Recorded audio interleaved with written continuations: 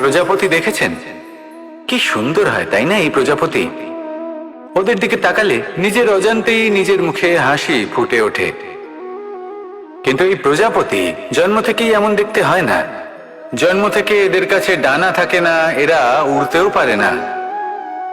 যখন একটি প্রজাপতি জন্ম নেয় তখন প্রথমে ডিম অবস্থায় থাকে সে। আস্তে আস্তে সেই কবচ সে ভেঙে ফেলে, খুব পরিশ্রম করতে হয় তাকে। তারপর কীটের আকার ধারণ করে সে চলতে থাকে। অনেক কষ্ট সহ্য করতে হয়, অনেক পরিশ্রম করতে হয়।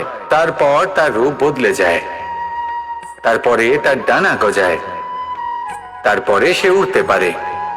এই নিরন্তর পরিশ্রমই সাফল্যের মূল মন্ত্র হয়। কখনো কখনো প্রতিভাও কম পড়ে যায় যদি নিরন্তর পরিশ্রম না করা হয়, যদি সমর্পণের ভাব মনে না থাকে, দৃঢ় নিষ্ঠা না থাকে।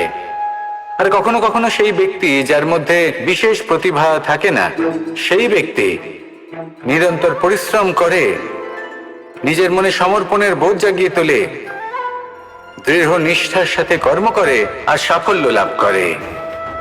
সেই জন্য আপনি জীবনে যেখানেই পৌঁছে যান না কেন, নিরন্তর পরিশ্রম করতে থাকুন।